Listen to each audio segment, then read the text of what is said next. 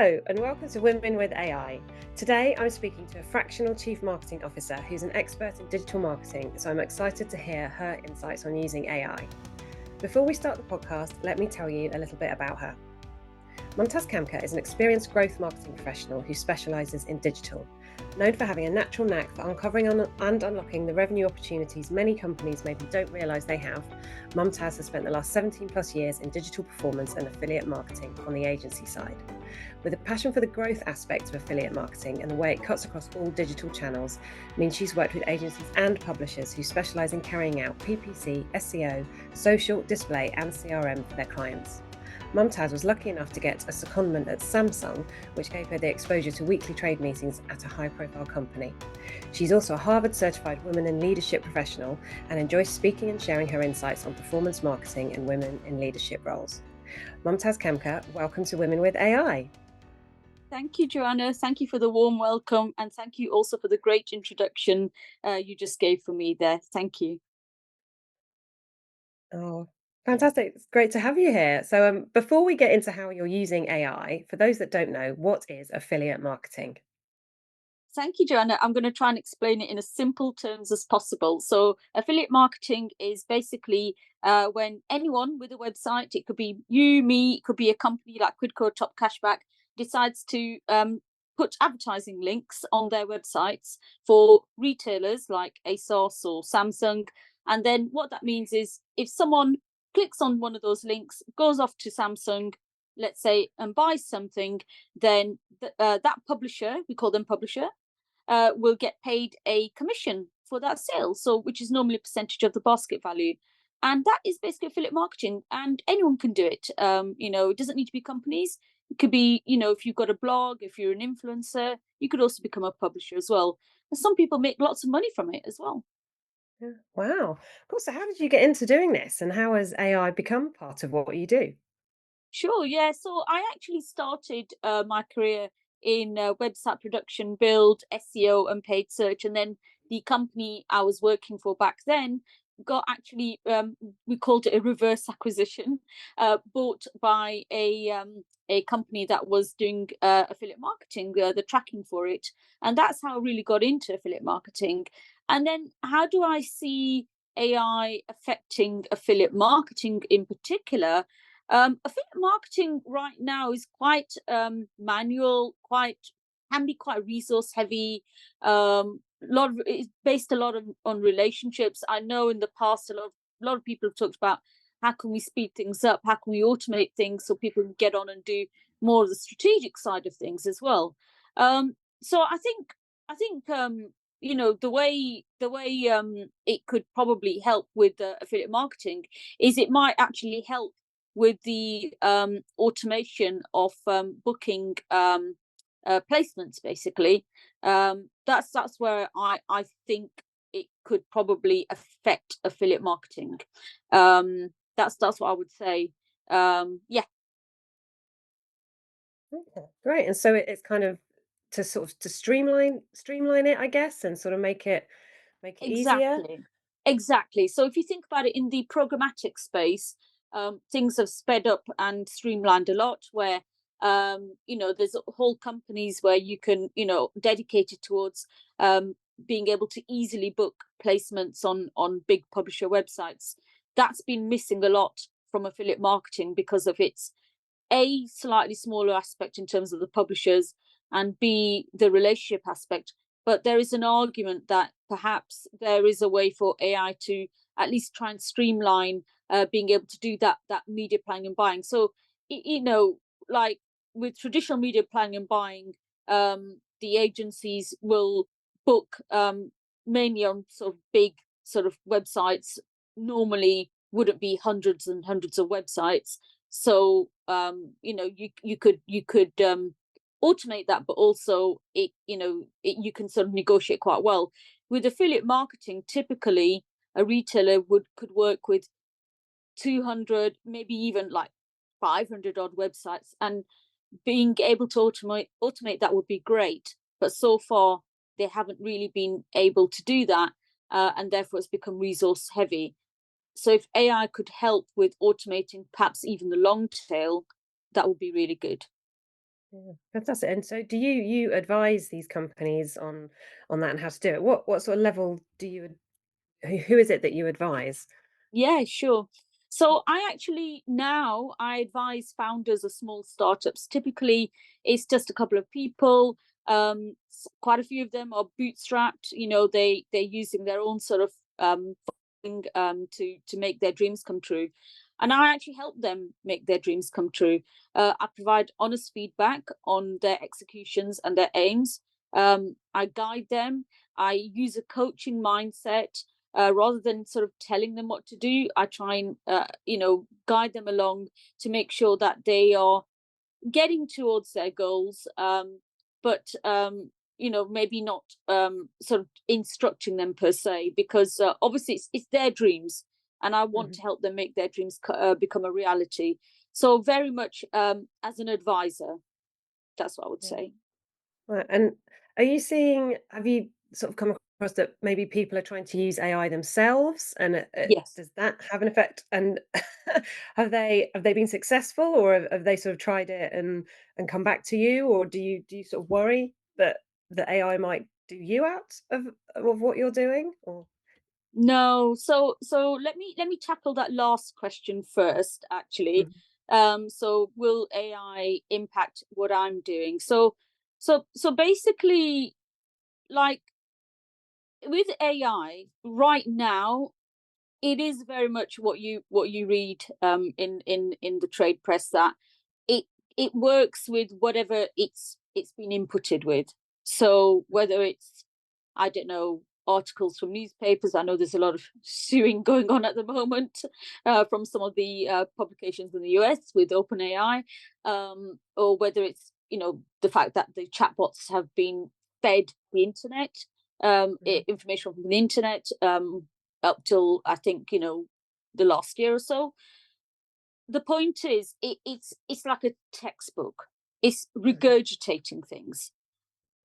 It doesn't have, at least from my knowledge, it doesn't quite have the ability to do critical and creative thinking now. It's very much an automated process. So this is why human beings will still be needed. We but at the same time, it'll be really important for us to hone our critical thinking and creative thinking skills, because yes, AI will automate a lot. And therefore, if you one of these people that has a textbook thinking mindset, then I would probably say I would hone your critical thinking and creative thinking mindsets, because this is where AI right now doesn't have a place. And I'll give you an example. I I use AI to give me an initial view when I'm reviewing contracts, whether they're for myself or for any of my clients. I might sort of upload it into Claude or ChatGPT and see, what they'll initially say. Mhm. A few weeks ago, there was something that the chat bots mentioned and said, "Oh, you may want to check this particular clause." And they also still caveat and say, check with an actual lawyer. So I checked this particular clause with one of my lawyers that I know, and the lawyer said, "Mumtaz, actually, this clause, what it's actually saying is X. Mhm. It's actually not going to affect you at all.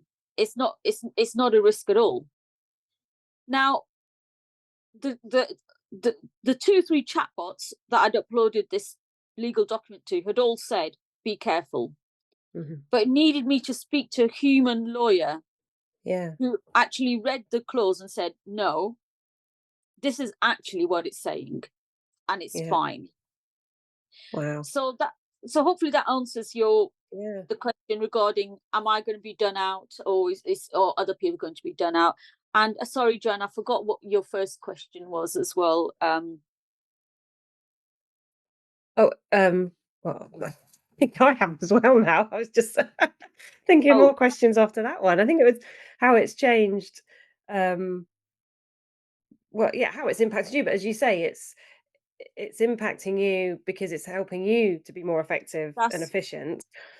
But and if other people are trying it, as the worry I sort of was wondering was, are people that you would normally advise thinking, oh, well, I can do this myself. I don't need Mumtaz. I'll just stick it in AI. But as you've just shown, or you just that example you've given, which is brilliant, you can ask the chat GPT or the chat bot or whatever you're putting all the information in to get that. But sometimes you need that human expert, because you're right, it is just learning. It's just all it's done is taken, it is a textbook. So it's taken everything. And I guess the caveat is that it's probably going to say, oh, but you should be careful. And then that's when you need the experts. You're right. It's about honing skills, isn't it? I think that's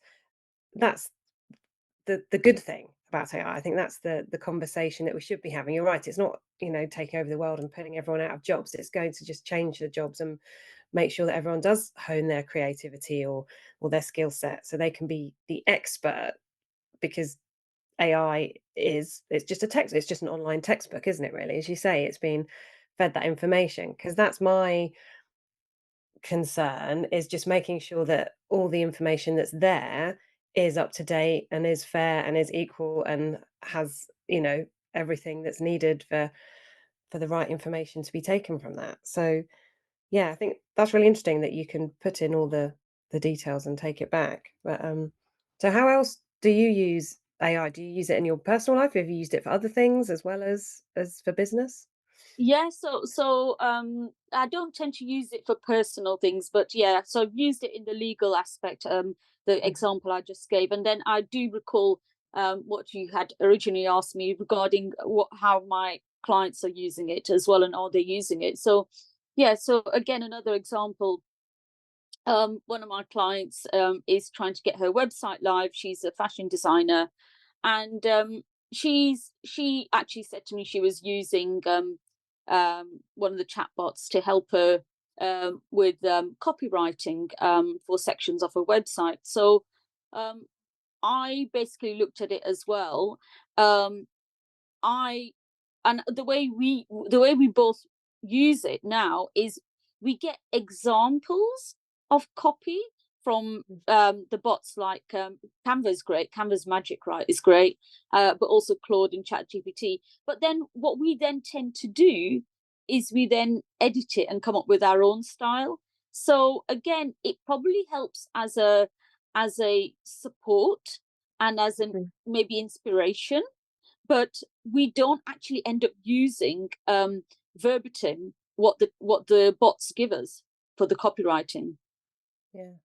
Oh, I think that's the way to do it, isn't it? That's the the positives and the opportunity. It's giving more opportunities, maybe, isn't it, rather than impacting us Exactly, to put us out exactly, of and that. exactly, and going back to the whole creative thinking aspect, when it comes to copywriting, a chat bot right now, if you said, "Can you put it in this tone of voice?" I think it might struggle. Mhm. Whereas, Yeah. us human beings, if you say to someone, okay, here's some example copy from the bots, but what we want to do is the tone of voice, the brand persona for this brand is, I don't know, um, warm, engaging, inclusive. You have to edit the copy to make it warm, engaging, inclusive, because the bots won't really understand what you're trying to do. They'll just Mm. spit out to you what they think, basically. Yeah. And what they've just seen up, but exactly, it's not a he or a she, it's it's an it, and it's just giving you what it thinks you need. So it's that important part of having the human to check it afterwards. So, and Exactly. do you see, because we're here on women with AI, do you think that it is going to outsizely impact women, or do you think it's the roles, or is it a level playing field at the moment for all of humanity? I think it's going to be a great leveler, but obviously there's always going to be bad actors, which we have to be aware of. I mean, we see it in the press all the time. Deep fake here. You know, Mhm. copyright issues. As I mentioned earlier, OpenAI being sued by, I think the latest is a series of publications in the US, like Chicago Tribune. There's going to be, it's like the gold rush of the dot com, the initial dot com era. It's a gold rush at the moment. When Mm. there's a gold rush, it's Wild West. When it's Wild West, there's always going to be some bad actors, but it doesn't mean you shouldn't embrace it. You should totally embrace it. It will be a great leveler. I don't think Mm. it matters whether you're a woman or anything else. I think just embrace it. I read this week that Amazon have now brought out their sort of business assistant AI called Q. I had a quick look at it, and it looks amazing. So it's for companies.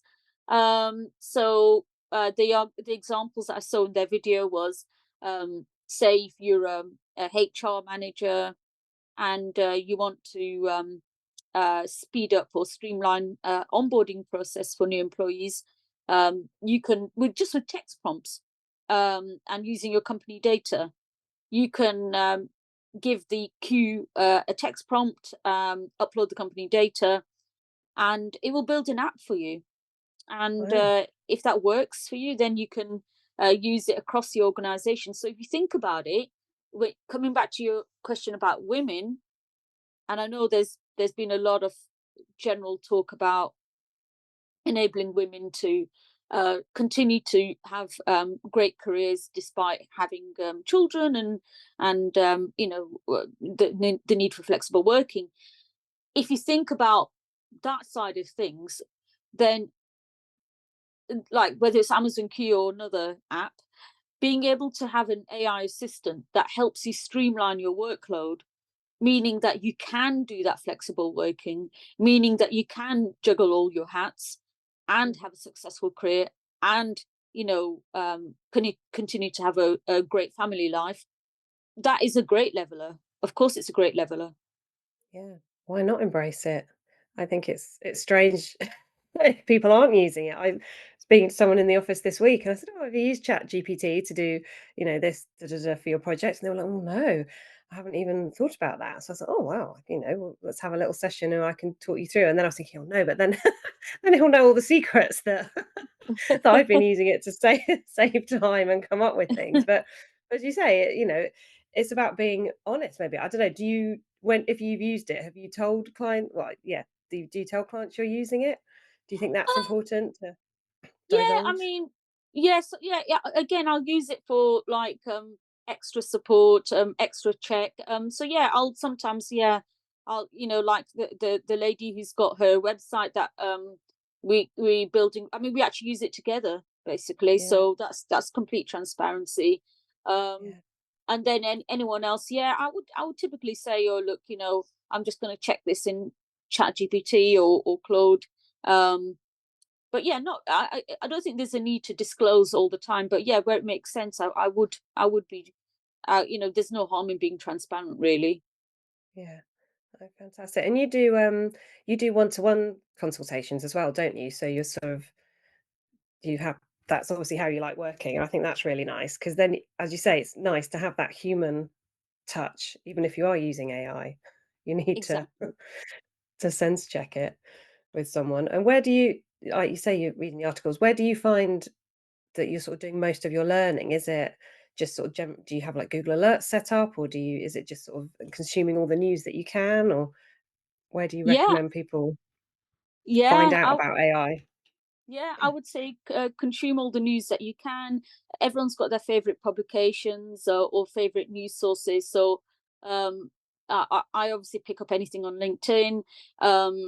I will pick up things from The Economist as well.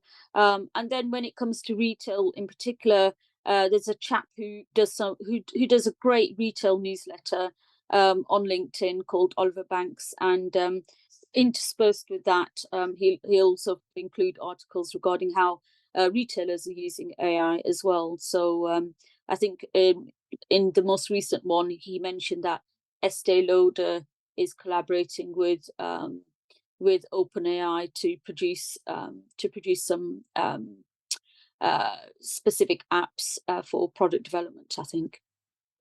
Oh, wow. Talking about makeup and things like that, did you see the Dove advert recently that was about using pictures, Yes. like, and it showed, if people haven't seen it, we can, yeah, put a link in about seeing how women look. If you Google, like, give me a picture of a perfect woman, and it's, some blonde, blue-eyed, young looking image of a woman, and then it's just how depressing that can be if that isn't how you look. And then it showed it basically says we're not using AI, but then obviously they were using AI to show you those pictures. But yeah, did you see it? I What did, I did. It's an amazing ad, yeah, and a fair play to them. Their ads have always been great, always Yeah, been really engaging and really hit the point home. yeah, fantastic. So what excites you about AI? What do you think in the next sort of, like, maybe 3 to 5 years? What would you hope for, or how do you think it will shape things? Or is it just, can we not tell?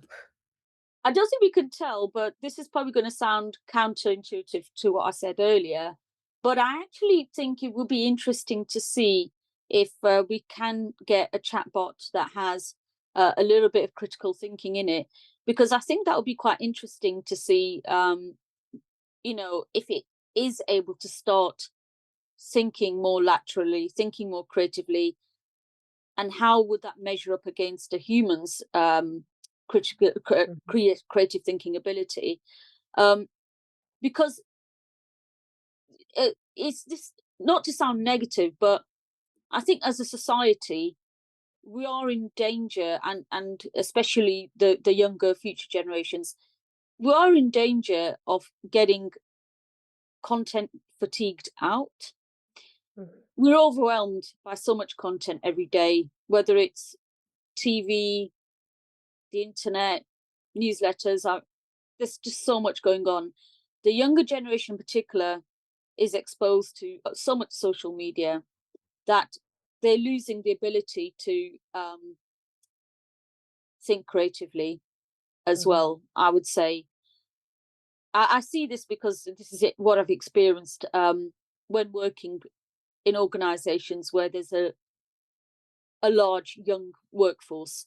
And I've seen this in quite a few of them. And I think, unfortunately, it is because they've been trained to not use a calculator, not you know not try and do things the long and hard way. They just go straight to TikTok or the internet, or now Yeah. be AI, I guess. So if you think about it, to reverse that Mm, would might take a while. So, but we still need critical thinking. We still need creative thinking. So we might need a bot or two to support us in that way as well. Support the future generations, because obviously, yeah. us Gen X, Gen Y, we're not going to be around forever. So we have Mhm. to think about the future generations. And right now, I think they're struggling to cope. Um, Yeah. so No, yeah, I I agree. think they need the support. And if there is a bot that can support with not just the automation, but also with a little bit of creative thinking, that'd be interesting as well. Yeah. Almost pushing back, so not giving the answer Yeah, straight away. 'Cause that's the thing, isn't it? You can ask, your Alexa or your Siri. Sorry, I'm saying that so she can't hear me.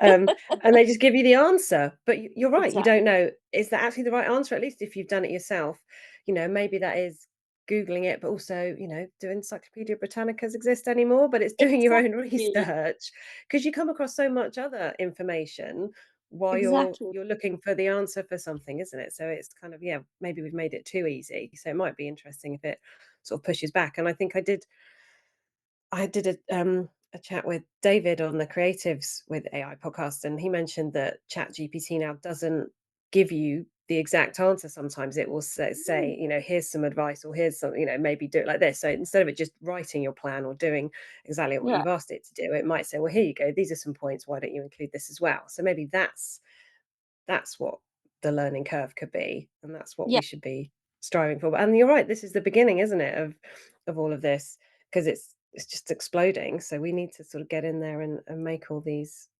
suggestions if we can. So I absolutely. know, brilliant. But so I really enjoyed talking to you today, Mumtaz. I mean, and you're on. Thank I you. mean, what's the best way for people to get in touch with you if they're interested in a consultation and some coaching? Sure, yeah, absolutely. Well, they can find me on LinkedIn. So it's Mumtaz Khamker. Um, I can share the URL with you Great. Yeah. later, or they can drop me Yeah. a Well, line. we can put the link in the notes. Yeah. Yeah. Fantastic. That's brilliant. So, yeah, thank you, Mumtaz, for coming on Swimming with AI. It's been lovely to speak to you and yeah, really insightful. Thank you. Thank you, Joanna. Lovely to speak to you too.